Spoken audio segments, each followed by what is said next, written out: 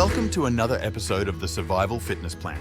I'm your host, Sam Fury, and in today's episode, we're diving into the fascinating world of self-defense techniques.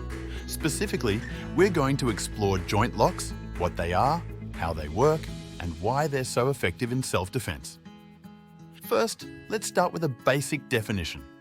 Joint locks are techniques used to control or incapacitate an opponent by applying pressure to their joints, like the wrist, elbow, shoulder, or knee. This pressure causes pain or immobilizes the attacker, making them submit or stop their aggression. Joint locks are a staple in many martial arts, such as Brazilian Jiu-Jitsu, Aikido, and Judo. They're prized for their ability to neutralize threats with minimal force. So, how do joint locks actually work? It all comes down to leverage and body mechanics. By positioning an opponent's limb in a specific way and applying pressure, you can control their movements. For instance, imagine bending someone's wrist backward. This causes immediate discomfort and makes it difficult for them to move freely. This is called pain compliance. Essentially, the pain from the lock forces the attacker to comply with your control. Now let's talk about some common types of joint locks. First up, we have wrist locks. These target the wrist joint by bending it in unnatural directions, causing pain and immobilization. They're often used in law enforcement and martial arts for controlling an opponent without causing serious injury. Next, arm locks focus on the elbow and shoulder joints. Techniques like the armbar, which you might have seen in Brazilian Jiu-Jitsu or MMA, hyperextend the opponent's arm using leverage. This is a powerful move that can force a quick submission. Then, there are leg locks, which manipulate the knee and ankle joints. These are especially useful against larger opponents.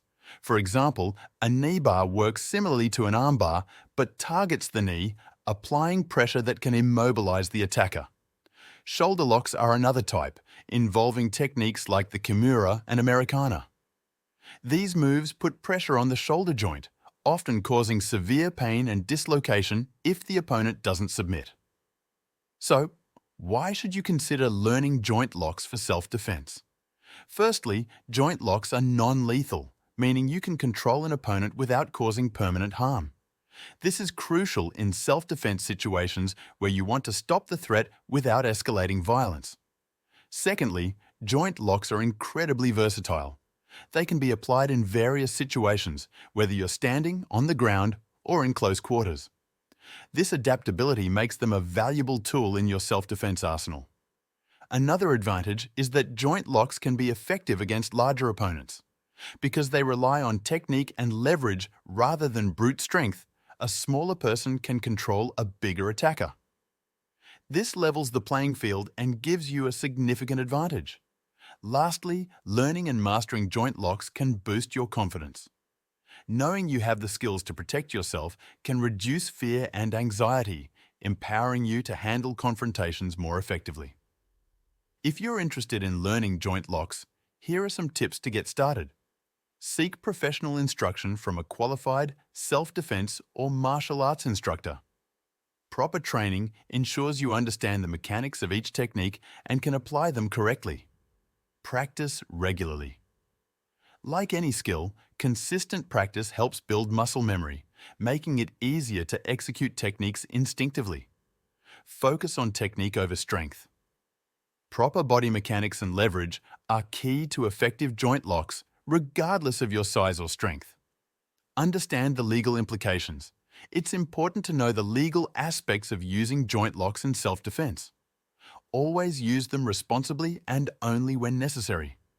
In summary, joint locks are powerful tools in self-defense, offering a way to control or incapacitate an opponent with minimal force. By understanding their mechanics, benefits, and proper application, you can enhance your self-defense skills and boost your confidence in handling confrontations. Thanks for tuning in to another episode of the Survival Fitness Plan. If you found this episode useful, let me know with a like, follow, and share.